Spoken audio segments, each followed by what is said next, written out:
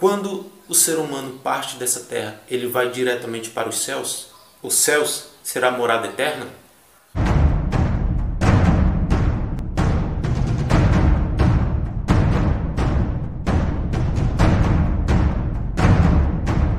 Eu sou Juninho Castro e este é o canal Torá em Foco.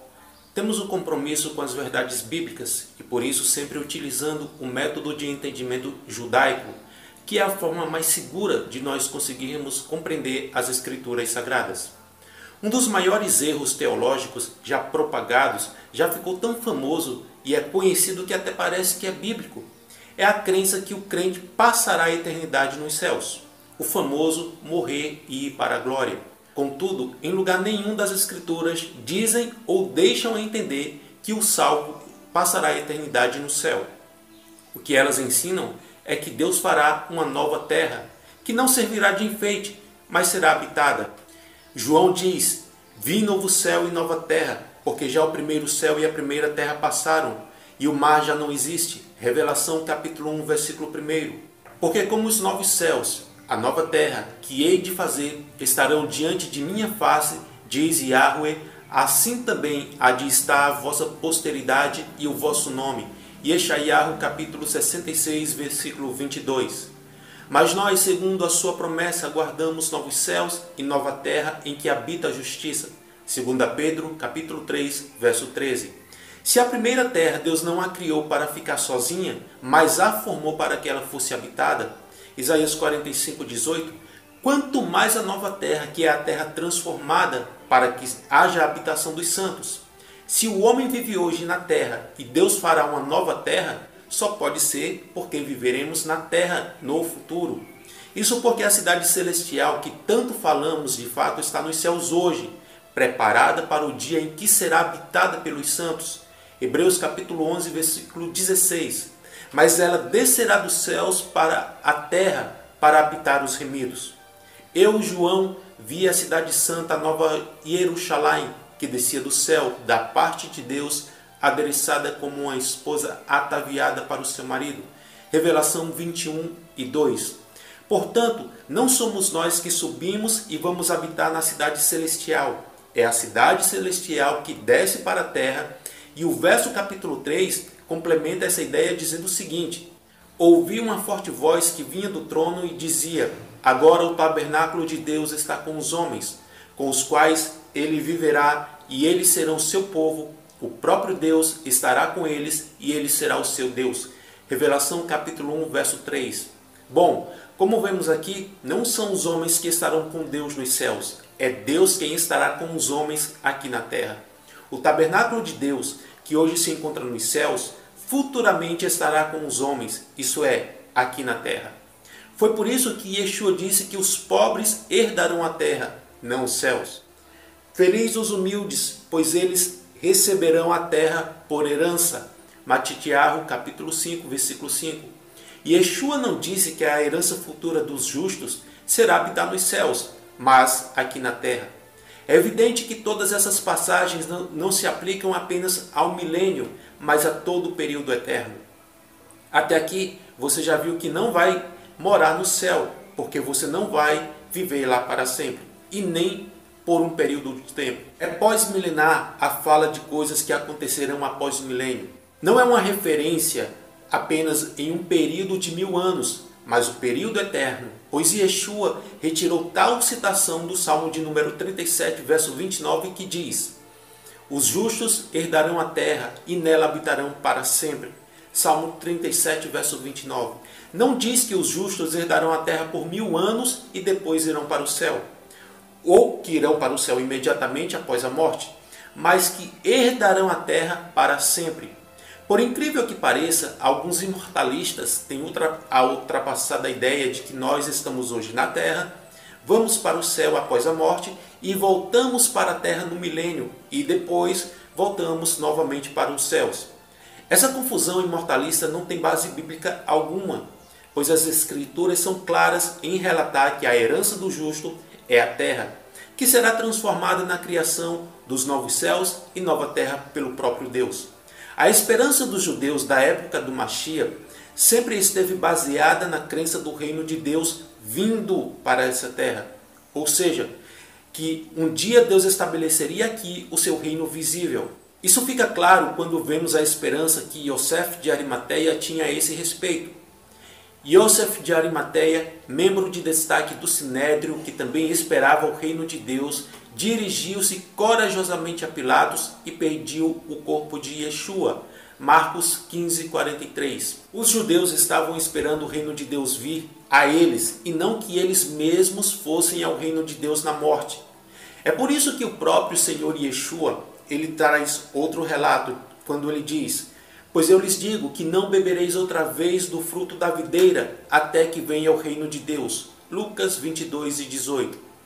Na oração modelo do Pai Nosso, ele nos ensina a orar da seguinte forma: venha o teu reino, seja feito a tua vontade.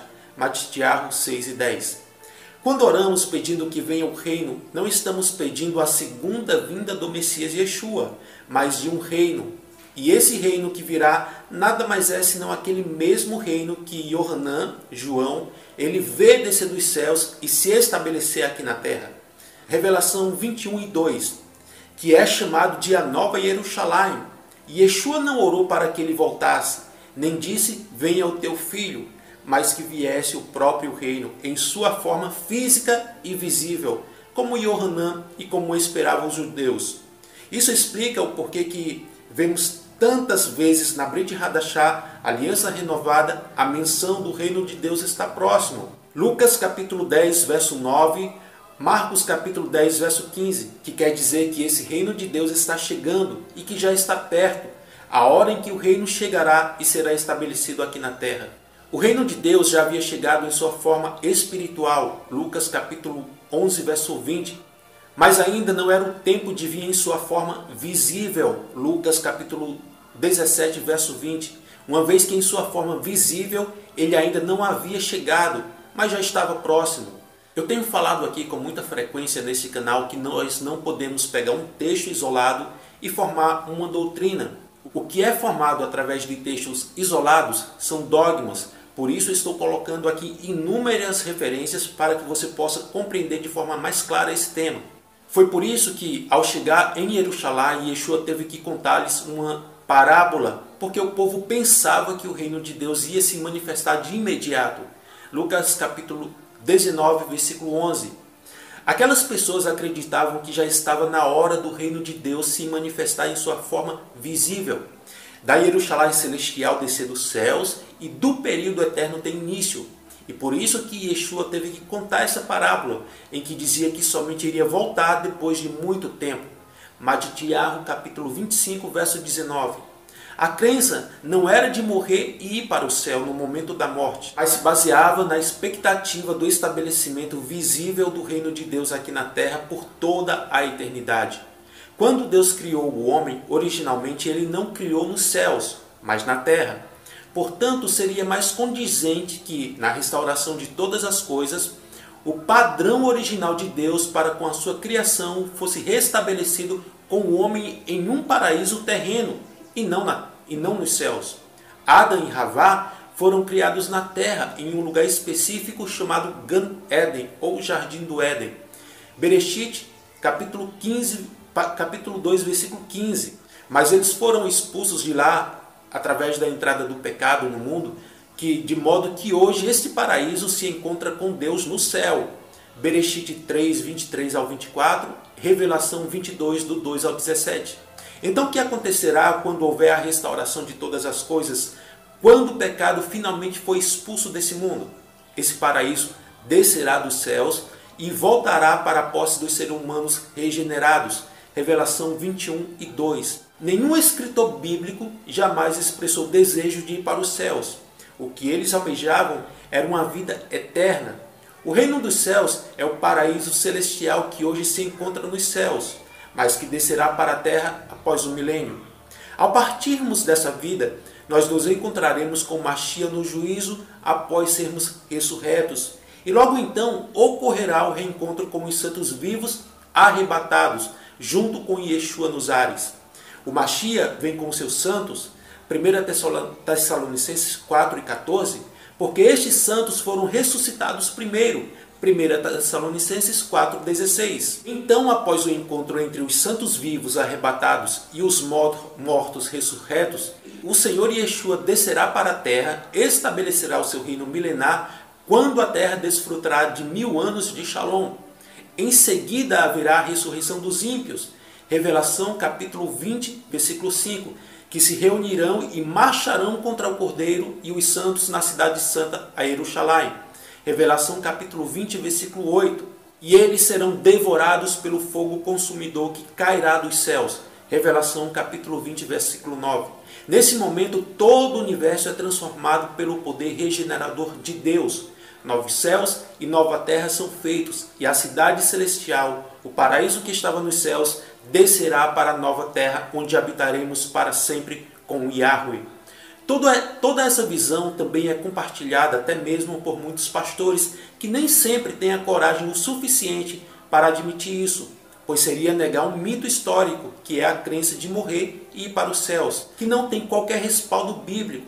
Estar com Mashiach é diferente de ir para os céus, pois estaremos com Mashiach e Yeshua ressurretos no juízo, e não incorpóreos em um estado intermediário. O reino de Deus, ou o reino dos céus, também não é a mesma coisa do céu em si. Quando a Bíblia fala do reino de Deus, ela pode estar se referindo simplesmente às boas novas.